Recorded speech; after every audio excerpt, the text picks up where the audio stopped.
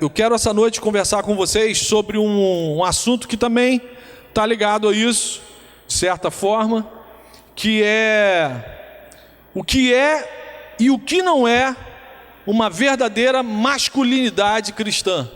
Então, meninas, prestem bastante atenção para saber se de fato o que você está namorando é uma criatura masculina ou não. Pode ser uma criatura, não necessariamente do sexo masculino, enfim. Se você é cristão, isso que é importante, se você é cristão e deseja pensar biblicamente, você deseja interagir, reagir com o mundo, pensando de forma bíblica, é fundamental, está na base elementar de todas as coisas, você ter a absoluta certeza do que é o sexo masculino do ponto de vista cristão, o que é o sexo feminino do ponto de vista cristão, o que é ser homem do ponto de vista do Criador, o que é ser uma mulher do ponto de vista do Criador.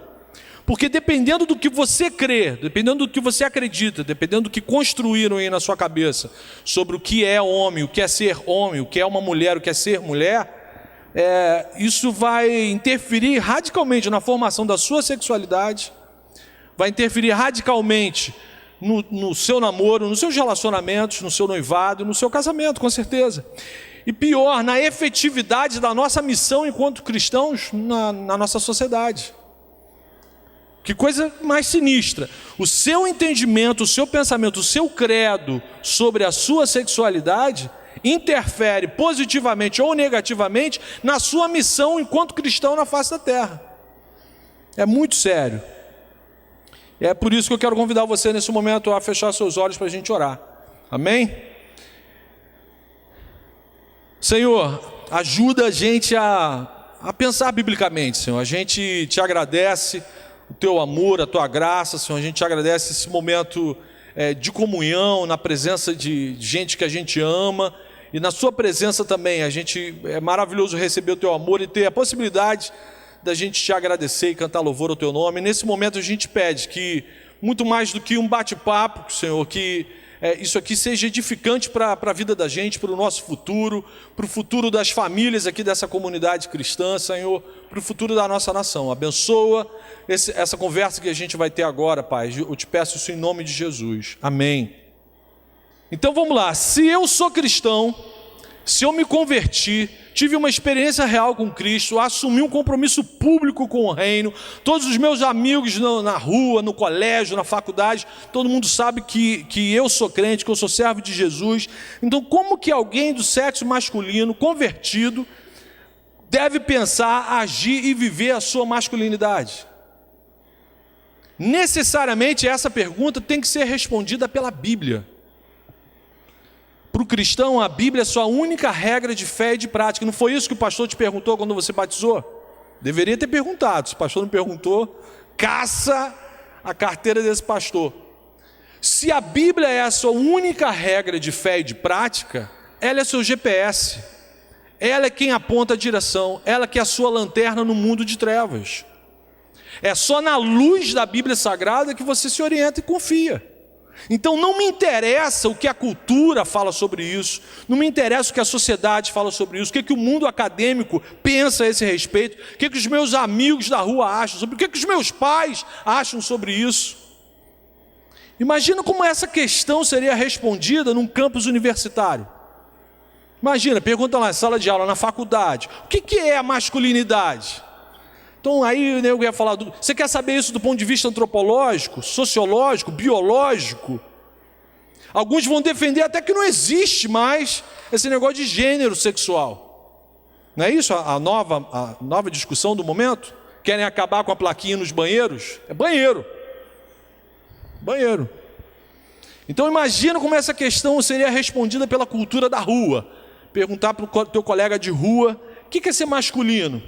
Os filósofos do Facebook, coloca essa pergunta lá, compartilha essa pergunta para os seus amigos lá do Facebook. Por que existe tanta resposta, tanta opinião sobre essa questão da masculinidade? Por causa de dois fatores que aconteceram na história da humanidade. A história do conceito de masculinidade do mundo sofreu duas pancadas muito sérias. A primeira aconteceu em Gênesis 3, a queda. Quando o homem decide viver por sua própria conta e risco, todos os conceitos a respeito de tudo na criação sofreu uma distorção, sofreu uma mudança de foco, ficou turvo, ficou numa área cinzenta. Então a queda causou uma distorção muito grande, não só sobre o entendimento de masculinidade, mas sobre o entendimento de tudo. E mais recentemente, um outro pancadão que a gente recebeu nessa área é a perda de valores absolutos. A história do conceito de masculinidade no mundo é um triste resultado do nosso afastamento do Criador. À medida que você vai se afastando do cara que te criou, você começa a variar, a delirar. Deus criou o homem à sua imagem e semelhança. Então, antes da queda, o Ixé, o nascido com vara, aquele que tem um pingolim entre as pernas, era o perfeito conceito de masculinidade. Ele não tinha dúvida do que era ser homem. Por isso que Deus fez ele com um pendrive, com um membro a mais entre as suas pernas. Era para ele saber, você é homem, Ixé, com vara, varão. O pecado destruiu muita coisa, né? Inclusive, né? Não precisa, né? Enfim, um canivete, só tá bom. Um Ixé. Então, antes da queda, não existia dúvida do que era ser homem. Não tinha dúvida. A imagem e semelhança de Deus está ali, perfeito, constituído. Não rolou nenhuma distorção, nada. Mas Gênesis 3 revela que depois da queda, o intelecto, o corpo, a alma, as emoções, as faculdades mentais, o relacionamento com a criação, tudo entrou num processo de depravação total. Não ficou uma área do ser humano que não foi arranhada, afetada, distorcida pelo pecado. Então, depois que o homem decide viver afastado do seu Criador por sua própria conta e risco, o conceito de Ixé, de varão, de homem, relativizou. A partir do momento que o ser humano rompeu comunhão com o seu Criador, ele passou a viver no seu estado pleno de egoísmo. E aí Jeremias, o profeta, vai deixar registrado em Jeremias 17:9 que o coração do homem então se torna desesperadamente corrupto. Não é pouco corrupto, não. É desesperadamente, é totalmente desequilibrado. Então a masculinidade foi apenas uma das áreas corrompidas pela queda. Por isso que a gente tem tanta ideia deturpada sobre a masculinidade. No mundo antigo, ser másculo ia desde maus tratos à mulher até barbarizar a mulher. Tem passagens na própria Bíblia Sagrada onde esquartejam mulher assim só porque vamos fazer um negócio diferente hoje à noite. Aí esquartejaram uma mulher. Então na primitiva cultura grega, o verdadeiro homem olhava a mulher de cima para baixo. A mulher tinha apenas a função de procriar e não podia nem sentar na mesa no momento da refeição. Ser homem era fazer suas refeições longe da mulher. A mulher não podia nem chegar perto da mesa. Na cultura romana antiga, o ser homem era tão ou mais assustador do que na cultura grega. Ou seja, ao longo da história da humanidade, por causa do pecado presente no coração do homem, o conceito de masculinidade, de ser másculo, é um negócio muito doido. Sempre foi distorcido. E aí, para piorar isso tudo, a gente agora, mais recentemente, o mundo ocidental vive essa questão doida da relatividade, de relativizar tudo. O que é absoluto é o relativismo. É a perda total de absolutos. Não existe mais, para o mundo ocidental de hoje, uma verdade absoluta. Tudo é relativizado. Então, na história ocidental mais recente, a crença de que não existe uma verdade final para as coisas só tem aumentado e agravado esse problema. Então, a mentalidade de não absolutos significa que cada homem é deixado ao seu próprio achismo. Você acha o que você quiser ser. Não existe mais verdade absoluta. Então o seu achismo pode ser considerado uma verdade absoluta. E aí o resultado final dessa educação secular, da influência cultural, a influência filosófica, tem levado, lamentavelmente, a sociedades a se afastar cada vez mais do projeto idealizado pelo Criador. Hoje eu vejo muitos rapazes que têm assim, uma pegada legal, são gente boa, mas às vezes sem coragem, sem ousadia, sem iniciativa. Alguns são acomodados esperando a mamãe dar tudo na mão. Alguns são efeminados, você não sabe se é menino ou se é menina que está falando com você. E num outro extremo a gente vê uma rapaziada ousada, corajosa, só que são machistas, são violentos, são estúpidos. São daquela estirpe que é a última pessoa com quem você quer andar. Então, diante dessa constatação, o que a gente vai fazer para recuperar a verdadeira noção do que é ser masculino? Porque existe uma verdade absoluta. A minha única regra de fé e de prática é a Bíblia. Ela é a minha verdade absoluta. Então o primeiro passo é você reconhecer que a sabedoria do mundo é enganosa. Tudo que te falam que não tem a base bíblica, tem que ser passado no crivo. É areia movediça, é solo movediço. Independente da ciência, independente do professor, do curso que você estiver fazendo, do livro que você tiver comprado, se não tem base bíblica, não tem crédito da minha parte. Se você é cristão, também não deveria dar crédito. Então Provérbios 4, versículo 12 diz o seguinte: há um caminho que ao homem parece direito, mas o fim dele conduz à morte. Então para muita gente, isso aqui parece correto. Não, eu creio que isso aqui é correto. Mas será que é mesmo? Então seguir o que parece correto, segundo o conceito secular sobre masculinidade, é fazer um grande estrago na vida dos homens, consequentemente das mulheres também. Então mesmo dentro do cristianismo, homens, jovens e adultos estão se debatendo e se agarrando a formas equivocadas de masculinidade. Querem expressar sua virilidade, mas de forma equivocada, totalmente diferente do pensamento bíblico. E aí, namoro, noivado, casamento, estão pagando o preço disso. Então muitas mulheres cristãs estão lamentando que os seus homens, na verdade, são meninos grandes. Ela não casou com homem, casou com um filho. Irresponsáveis, mimados, ou então são machistas, insuportáveis.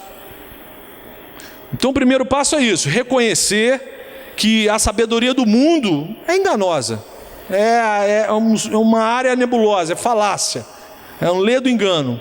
Minha única referência de fé e de prática é a Bíblia. Você tem que pensar biblicamente. A sua cosmovisão, a sua forma de enxergar o mundo, as lentes que precisam estar aí no seu cérebro, são as lentes da cosmovisão cristã bíblica. Senão você vai viver uma esquizofrenia aqui dentro do reino e vai botar a culpa em Jesus. Segundo passo para a gente recuperar a verdadeira noção do que é ser masculino é reconhecer que só a palavra tem autoridade para me dizer o que eu sou, que eu tenho, da forma como que eu tenho que ver o mundo, reagir ao mundo, interagir com as pessoas. Eu tenho que reconhecer isso. Se você tem dúvida, cara, não tem problema ter dúvida, não tem problema ter crise. Poxa, eu não creio nela de forma que a Bíblia seja a minha única regra de fé. Vamos conversar o quanto for necessário para você entender isso. Para um cristão, me perdoe eu ficar toda hora repetindo isso, mas se você teve realmente uma experiência real com Cristo, o que vale é o que Cristo fala sobre isso. Você não canta a musiquinha aí dizendo que você é dele, que tudo é tudo teu, não é? Velocidade 5, teu. E aí na prática, na hora de você ser dele, não, eu sou meu. Eu cantei lá na igreja que era para o pessoal acreditar, mas na verdade é meu. Então, a mente de Cristo é eterna e transcultural. Independe do tempo, do espaço, da cultura que a gente está vivendo, independe.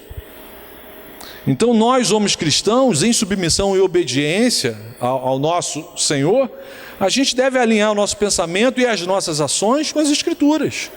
Paga para ver, cara, faz isso, vê se a sua vida vai melhorar, se vai piorar. A gente precisa alinhar e desejar realmente viver a nossa masculinidade do ponto de vista cristão. Beleza, Marco, e quais são os apontamentos, quais são as características bíblicas de nossa masculinidade? Então, antes de eu entrar propriamente no assunto, existe em voga esse pensamento de que homem e mulher são absolutamente iguais, né? Tem que ser direitos iguais, tudo igual para os dois, para tudo. O que a Bíblia fala sobre a igualdade dos sexos? Então, existem características básicas na nossa humanidade que, de fato, homem e mulher compartilham de mesmas características. Então, a Bíblia diz que homem e mulher são a imagem e semelhança do seu Criador. Tanto o homem como a mulher podem expressar os valores, o caráter de Deus perante a criação. Homem e mulher foram igualmente criados por Deus, foram igualmente criados para serem adoradores do seu Criador. Então, tanto o homem como a mulher têm uma inclinação natural para adorar alguma coisa. É para adorar o Criador, mas como o pecado distorceu esse entendimento, então tem gente que adora o Flamengo, tem gente que adora o Vasco, aí sofre mais ainda, tem gente que adora outros negócios. Mas os dois foram igualmente criados para serem adoradores. Os dois foram igualmente criados para exercer um mandato cultural. Cresçam, multipliquem-se e dominem sobre a terra, sobre a criação. Vocês vão cuidar da criação, vocês vão subjugar no sentido de trazer cuidado para essa criação. Mas os dois foram igualmente afetados pela queda. Então, homem e mulher são exatamente iguais nisso que eu falei para vocês. Imagem e semelhança, são adoradores, foram criados para serem adoradores, foram criados para cumprir um mandato cultural sobre a face da terra. Os dois necessitam da graça salvadora de Cristo. Os dois igualmente recebem os efeitos da redenção que Cristo promove. Agora, passou disso, é tudo diferente. Tudo diferente. É diferente na sua constituição externa. Não sei se vocês já repararam, né? O homem é diferente externamente das mulheres. É diferente internamente, os órgãos internos também são diferentes. A forma como vê e reage o mundo é diferente. A forma de pensar, de entender, de reagir, de se emocionar, é tudo diferente. Então eu não entendo como que alguém bate o martelo dizendo que é tudo unissex, que é tudo igual. Então em Cristo somos todos iguais. No que diz respeito aos efeitos do pecado, aos efeitos da redenção, somos iguais. Mas não existe na mente do Criador o conceito de unissex, de um só gênero. Não existe esse conceito na mente do Criador. Então o mundo, a cultura que impregna a gente com essa ideia de que é tudo igual. Então homem e mulher não são iguais a tudo. É por isso que é possível que alguns cristãos necessitem de ajuda para reconhecer seu desvio comportamental. E mude o seu comportamento machista. Mude o seu hábito efeminado, que desenvolveram por falta da orientação correta da palavra de Deus. Recebeu tanta informação, tanta direção, vem por aqui, vem por ali, passa aqui, sobe nessa ponte aqui. Aí o cara não sabe o que eu faço, de que jeito que eu falo, eu não sei. Então, o primeiro absoluto bíblico, grave isso aí, grave isso. Primeiro absoluto bíblico, Deus criou o homem diferente da mulher. Então Deus criou diferenças externas, estabeleceu funções específicas só para o homem exercer. E aí, se você não exerce suas funções, você não funciona. E se alguém tenta, que não seja um homem, realizar funções de um homem, não funciona. Então, queridos, na Bíblia, Deus criou o homem primeiro. Deus planejou um corregente primeiro. O homem foi criado primeiro, o mandato veio primeiro para ele. Ele recebe a responsabilidade de dar nomes à criação. Ele recebe a ordem de Deus de dar nome à sua mulher. O que isso significa? Na antiguidade, dar nome era um sinal de autoridade. Os reis mudavam o nome das pessoas, isso era um sinal de autoridade. Ou seja, Deus constituiu o homem como autoridade sobre a vida da sua mulher. Até mesmo depois da queda, se você for ler Gênesis 3, depois do versículo 8, você vai ver que depois da queda, Deus vem falar primeiro com quem? Com o homem. Cara, onde você estava? O que aconteceu? O que você fez? Onde está sua mulher? Ela está muito tempo no shopping. Você não foi lá ver isso não, o que aconteceu? Estourou o cartão de crédito.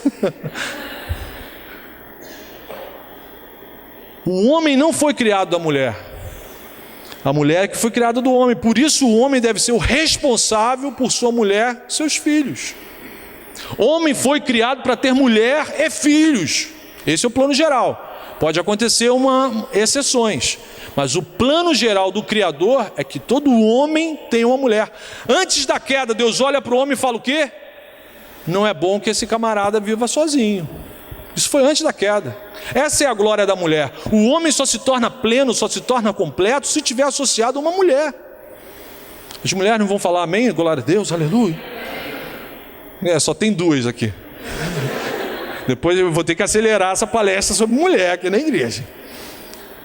Então o homem só se torna pleno se estiver associado a uma mulher. Pô, Marcos, você está dizendo então que o homem que não está associado a uma mulher não se torna pleno, amigo? Não sou eu não. Fala com o cara que criou você. Então quando a Bíblia expõe isso, ela está revelando que o homem é uma autoridade constituída por Deus para cuidar da sua mulher e da sua futura família. Assim como Cristo é o cuidador da sua igreja. Tudo tem uma analogia, tem uma tipologia. O homem é para a mulher assim como Cristo é para a sua igreja. Então isso não tem nada a ver com machismo ou com autoritarismo. Machismo e autoritarismo é pecado, é coisa maligna, foi inventada pelo pecado. Machismo é distorção produzida pelo pecado, assim como o feminismo também é pecado, é distorção. Então eu repito, em Cristo somos todos iguais, mas constituídos e chamados a realizar funções completamente diferentes. E se você não está realizando a sua função, então você não funciona. E se você estiver fazendo a função de uma outra pessoa, você também não funciona, e está atrapalhando a função do outro. Segundo absoluto bíblico sobre o homem, Deus criou o homem para ser o cabeça, o líder da sua casa, a semelhança de Cristo, o líder servo, aquele que é responsável. Se der alguma coisa ruim, de quem eu vou cortar a cabeça? Do homem. Se der alguma coisa boa, para quem eu vou elogiar? Jesus. A glória é sempre de Jesus. Você não fez mais do que a tua obrigação. Então Deus vocacionou o homem para ser o líder servo, o sacerdote, o pastor da casa, para a sua família, a semelhança de Cristo. Deus criou o homem para se ligar a uma mulher, Deus criou o homem para crescer, para se unir, para reproduzir. Deus não criou o homem para viver sozinho, Ele falou isso antes da queda, não é bom que o homem viva só. A Bíblia deixa claro que o celibato é um dom específico para uma quantidade de seres muito pequenas. É um dom específico, só consegue ser celibatário aquele que do alto lhe for concedido esse dom, esse chamado, essa vocação de ser celibatário. Qualquer coisa imposta à nossa sexualidade, um celibato imposto, é uma distorção. Por isso que dá tanto problema no romanismo. Um celibato imposto, você sufocar a sua sexualidade, em algum momento o vulcão vai entrar em erupção. O plano geral de Deus é que o homem viva a sua masculinidade para servir a sua mulher, a sua família. Então, implicações de ser o cabeça, de ser o líder servo. O homem, mesmo solteiro, não deve usar sua energia vital para viver de forma egoísta, só pensar em si mesmo, só viver a vida dele pensando nele mesmo. Dar vazão aos seus desejos egoístas, isso é uma infantilidade. Se é homem, se é jovem, é cristão, ele deve desenvolver já como solteiro as características e qualidades que Deus quer que ele tenha enquanto homem adulto, casado. amor altruísta, doação, gentileza, ser gentil sem ser efeminado, ser bom sem ser bobão, servir de forma sacrificial sem se acomodar, sem ser acomodado, sem ser lerdo, sem ser preguiçoso. Então o jovem cristão tem que estar ligado que Deus criou ele para ser homem. Passou a ter esse entendimento, está aí com 14, 15 anos, já não usa mais fralda, meu amiguinho, é para você ser homem. Pense como homem, viva como homem, brinque como homem. Não é para ser filhinho do papai, da mamãe, netinho da vovó, o resto da vida não. Deus criou o homem para, quando logo ele cresça, ele viva a sua masculinidade com a sua mulher, no ambiente matrimonial. Porque quem vive a sua sexualidade fora do ambiente matrimonial é moleque, não é homem. Minha única regra de fé e prática diz: cresça, multiplique, separe dos seus pais. Tem condição de assumir, de tirar a mulher da casa dos pais e levar para a sua casa? Tenho. Então pode se casar e viva plenamente a sua sexualidade. Paulo fala que é para não ficar muito tempo sem fazer isso, senão dá ruim. Mas no ambiente matrimonial. Então Deus criou o homem para ser líder, o protetor, o provedor de uma família. O homem deve ser aquele que busca prover as questões materiais, emocionais e espirituais da casa. Por quê? Tudo é espiritual, amiguinho. Tudo é espiritual. Tudo vai redundar ou em glória para Deus ou em pecado. Não tem, tudo é espiritual. Tudo que a gente faz é espiritual. Então é o homem quem deve chamar a sua família para orar. É o homem quem deve suscitar nas pessoas que andam com ele a responsabilidade de se relacionar com o Criador, testemunhar seu amor por Cristo, demonstrar o seu amor, seu cuidado, seus afetos para com a sua esposa e filhos. Ser provedor não tem nada a ver com só o homem trabalhar fora e a mulher não. É bom a gente trazer luz para esse momento agora. A gente precisa sanear o nosso entendimento, que tem muita gente equivocada, difundido por aí essa bobagem, essa tolice de que a mulher cristã não pode trabalhar fora. Então tem que ir para um outro planeta. O mandato cultural. Essa tolice de que... E não tem nenhuma base bíblica para isso, nem no Antigo Testamento e nem no Novo Testamento. Se essa decisão for imposta sobre uma mulher, agora que a gente casou... pode jogar seu diploma fora, você vai cuidar do nosso lar. Se isso for imposto sobre uma mulher, é pecado. É pecado. Essa decisão tem que ser tomada de comum acordo para a glória do Senhor e com o coração dos dois cheios de paz. Se alguma lágrima está rolando de tristeza e descontentamento, está rolando pecado nessa história aí. Qualquer decisão nesse sentido tem que ser de comum acordo, sem imposição. Muitas mulheres se casam e decidem com Deus, em comum acordo com seu cônjuge, a trabalhar na sua casa. Amém. Vai exercer o mandato cultural dela cuidando da casa. Agora ela pode exercer o mandato cultural dela cuidando de qualquer outra coisa fora de casa. Por isso que ela é mulher. Mulher consegue fazer o quê? Uma porção de coisas ao mesmo tempo. O homem não consegue fazer nenhuma coisa direito ao mesmo tempo. Então, independente da decisão, ela só não deve perder o foco que o seu futuro marido será o cabeça da sua casa, será o pastor da vida dela, será o sacerdote da vida dela. Ela é ovelha e o marido é pastor. Ela pode ganhar 1 milhão a mais que o seu marido. Quem é o cabeça da casa? É o marido. O dinheiro é de quem? É nosso. Então, homem e mulher igualmente receberam um mandato cultural.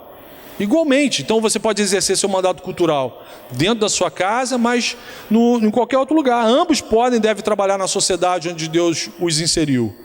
Minha esposa sempre trabalhou fora. Eu estou há 25 anos casado e isso nunca afetou a minha masculinidade. Nunca afetou minhas funções de líder dentro de casa. Isso só atrapalha o homem cristão cuja masculinidade está distorcida, está equivocada. Está sem base, aí afeta. Isso só atrapalha o homem machista ou mulher feminista na relação.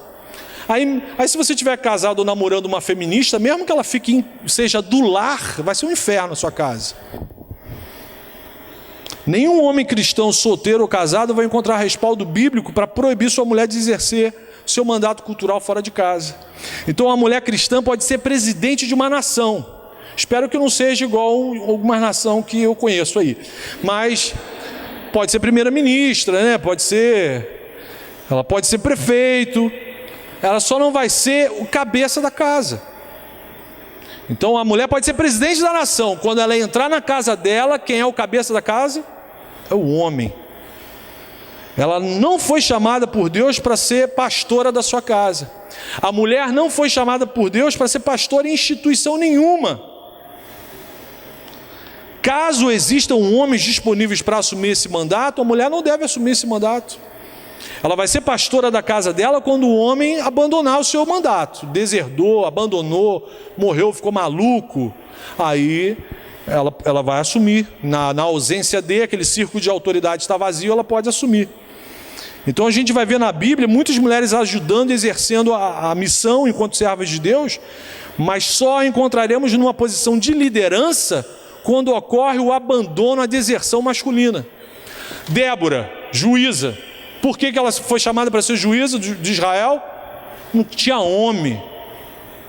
Não tinha homem. Aí Deus teve que levantar uma mulher para ser juíza. Agora, ela tinha marido, ela era submissa ao seu marido. Em casa ela não era juíza. Em casa ela era Débora. Mas sobre isso eu vou falar com mais profundidade nos 3 dias que eu vou passar aqui junto falando com vocês, falando sobre a feminilidade cristã. Vamos voltar para os homens aqui, que já tem um homem dormindo aí. Se todos os homens cristãos fossem ensinados o que é ser másculo, que ser másculo é tomar iniciativa, é ser líder, é liderar, não haveria nenhuma falta de liderança masculina, tanto nos lares como na igreja. A gente vê a mão de obra feminina exacerbada dentro das igrejas, né, de uma forma geral, porque tem muito homem que não exerce a sua masculinidade. Então, havendo falta, havendo deserção, aquele círculo de autoridade é assumido por alguém. Deus não planejou corregentes, molengas, vagabundos, preguiçosos, encostados, irresponsáveis, acomodados, cheios de lenga-lenga, nem tampouco machista, violento, gente que pensa que é dono do mundo. Isso não é corregente de Deus. Não deveria existir cristão com esse tipo de comportamento. Então o homem cristão solteiro tem que viver a sua masculinidade já pensando como um futuro líder de uma família. Já tem que se enxergar como sendo. Ainda não tem nem namorada, mas já se enxerga como um líder de uma casa. O mais fácil é arrumar namorada, amiguinho. Difícil é você se enxergar como homem. Isso que é difícil. É um caso espiritual. Jejum, oração, joelho do pastor pegando fogo dobrado no milho, para a ovelha dele masculina virar homem. Então Deus não planejou solteirões que demoram uma eternidade para sair da casa dos pais. Isso não é bíblico. Parabéns para os jovens cristãos que se casam antes dos 30. Parabéns. E uma menção honrosa aos que se casam antes dos 25. Fogos. É isso aí. O Criador planejou a gente para isso. Quando o homem começa a pensar numa mulher, ele já tem que pensar em casar, já tem que pensar o que eu vou fazer para constituir uma família. Eu me casei com 24 anos, com 26 eu já era pai. Muito bom, deveria ter casado mais cedo, só que eu demorei para entrar na faculdade. Agora eu me formei em dezembro, em abril eu estava casado. Fui morar dentro do consultório. Tem gente, não, só vou casar depois que tiver com um apartamento na Vieira Soto. Meu irmão. Então eu precisava dar dignidade para minha família, né? Então a ferramenta de trabalho era o consultório, era um apartamento com 3 quartos, um quarto era a minha cadeira, outro quarto a cadeira da minha esposa, outro quarto era o ninho de amor. Para que um casal recém-casado quer casa grande? Só precisa ter, né, um lugar macio, o resto tá bom. E se não tivesse a cama, a cadeira de dentista,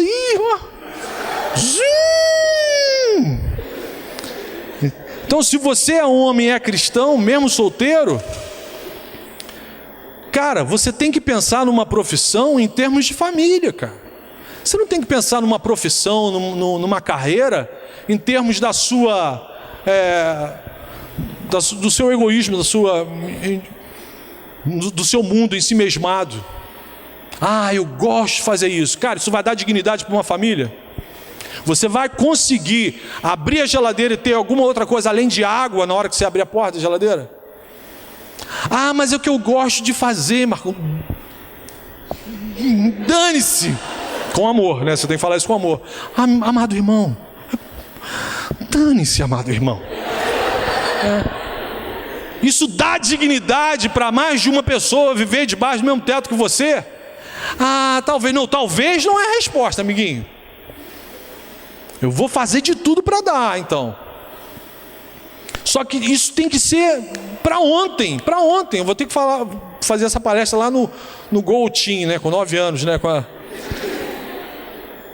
Porque senão a gente causa um transtorno na cadeia, na sequência da vida. Então essa faculdade que você pretende fazer ou já está fazendo, possui mercado de trabalho promissor? Não, meus professores falaram que não tem mercado de trabalho nenhum para essa faculdade. Meu irmão, Jesus, leva ele, Jesus, leva ele para o seio de Abraão.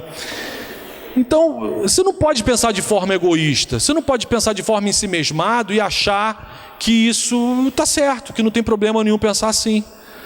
A minha individualidade não vai ser respeitada? Vai. Eu nem entrei na sua casa ainda, você vai ser respeitado sim. Seja homem, aí você vai adquirir respeito, vai adquirir uma porção de coisa. Seja homem, pense como homem. Sonhe, imagine, se veja como tal. Então não pense mais de forma egoísta. O mundo não gira em torno de você, você não é sol, você não é nada. Nem deve ser estrela, né? Não fique enrolando na casa dos seus pais, jogando videogame todo dia, gastando luz dos seus pais. Espero que queime hoje à noite, você meter a mão no joystick, você vai lembrar dessa palavra profética. Queima esse fio agora. Então a forma de pensar do homem masculino é altruísta. Eu tenho que pensar no outro. Eu tenho que pensar que em questão de pouco tempo eu vou estar, ou deveria estar, chefiando uma casa. E aí sim, guarda o seu videogame para você jogar com a sua esposa depois que você bater o cartão. Não vai jogar antes de bater o cartão, não. Bate o cartão, depois joga o videogame. Se ainda tiver força para jogar. Se você é homem, você vai ter que sustentar uma família, cara. Amém? Se você é homem, você vai ter que sustentar uma família. Não se sustenta a família com planos, com ideologias. A gente vive num mundo mau, não sei se já te falaram isso. O pecado causou um estrago na economia. Então Deus não te criou para ser garotão a vida inteira. Então os rapazes cristãos precisam aprender humildade para servir, mas com ousadia e coragem para liderar. E o que é assustador? Quanto menos um rapaz cristão souber sobre a sua identidade em Cristo, mais ele vai se afastar do projeto real e inicial do seu Criador. Então, quanto mais um jovem cristão, um rapaz, não entender, não conhecer, não tem entendimento sobre a sua identidade, sobre o que ele é em Cristo, mais afastado, longe, equivocado, ele vai estar. Ou seja, o único meio de eu alcançar a minha verdadeira masculinidade é através de uma compreensão real de quem é Jesus. Quem é o homem Jesus, o plenamente homem, o varão perfeito? Não é isso que a palavra de Deus diz sobre ele? Então nossa real referência de homem é Jesus Cristo, plenamente homem. Filipenses 2 diz o seguinte, Paulo fala lá, seja a atitude de vocês a mesma de Cristo Jesus. Então a atitude de Jesus, o homem que o cristão masculino deve buscar. Jesus fez a vontade de Deus. Então eu, homem, masculino, tenho que buscar viver a minha vida para realizar a vontade de Deus. Ele não trabalhou para o sucesso individual dele, ele trabalhou para cumprir a vontade de Deus. Então desejos egoístas estão riscados da lista. Ele viveu uma vida de obediência, busca o reino em primeiro lugar e todas as coisas vão ser acrescentadas, até o seu sonho egoísta, bobo, infantil, imaturo, até essa bobagem vai ser acrescentado, se você buscar o reino em primeiro lugar. Não é pecado você desejar bobagem. Não, eu desejo uma porção de bobagem. Só que eu tenho que buscar o reino em primeiro lugar. Então Jesus levou o evangelho para as outras pessoas. Então um homem cristão tem que ser um missionário em tempo integral. Ele tem que pensar nisso o tempo todo. Jesus era gentil sempre que possível. Então um homem cristão masculino tem que ser gentil sempre que possível, sem ser efeminado. Ele foi duro no templo com os fariseus. Ele rodou a baiana. Oh, Jesus, valeu, perdão. Mas rodou. Ele viu coisa errada, ficou indignado. Rodou a baiana, não rodou. Pegou chicote, e não era chicote com plumas e paetê, era chicote mesmo. Sentou a mão. Mas Jesus é um homem de compaixão. É um homem sensível ao que está acontecendo ao seu redor. É um homem que chora a perda, a morte de amigos. Então um homem cristão chora, o homem cristão é sensível, o homem cristão demonstra compaixão com o mundo, com o sofrimento das pessoas à sua volta, sem ser efeminado. O homem cristão chora. Jesus chorou, se eu tenho que ter a mesma atitude que Jesus, se Jesus chorou, eu posso chorar também. Não existe negócio de lado feminino em homem. Isso é maluquice, isso é invenção da cultura, da música, da arte. Ai, meu lado feminino chora. Chora um pinóide, pega aquele chicote de Jesus. É uma falácia, uma mentira maligna para distorcer o plano original de Deus. O homem másculo chora, a semelhança de Cristo. Chora, é sensível. Vê uma desgraça à volta dele. Ele se compadece e chora. Não chorar é sinal de monstruosidade. Não se compadecer é sinal de monstruosidade. Se você leva o seu namorado para assistir aquele A Culpa é das Estrelas, ele não chora, ele é um monstro. Termina o namoro com ele na hora. O cara, que filme chato. Já manda um WhatsApp para ele: amor, vai para o inferno. Com amor. Jesus, plenamente homem, sempre demonstrou iniciativa, proativo. Nunca foi encostado, nunca foi acomodado. Você consegue imaginar Jesus preguiçoso? Mestre, o cara está ali morrendo. Depois eu ressuscito. Até poderia falar, né? Mas, eu não consigo. Ele era diligente, responsável. Não era arrogante, não era soberbo, era humilde, ele ouvia as pessoas. Um homem cristão tem que ser assim. Jesus era um líder servo. E toda a glória que ele recebia, ele apontava para o Pai. Então um homem cristão, másculo, não é amante de si mesmo, não alimenta a vaidade do próprio coração. Toda a glória, todo o sucesso, ele aponta para o Senhor. Então a vontade soberana de Deus para os homens é nos colocar no modelo de Cristo. Isso que está registrado na carta de Paulo aos Romanos. Revistam-se do Senhor Jesus Cristo e não fiquem premeditando como satisfazer os desejos da carne. O que ele está falando? Revista-se, pega a roupa de Cristo e se veste. Jamais seremos homens de verdade a menos que a gente cresça nas qualidades de Cristo. A gente tem que crescer nessas qualidades. Você precisa, se você homem está aqui hoje à noite e tinha dúvida a esse respeito, cara, depois pega essa gravação, baixa e decora as qualidades de Cristo.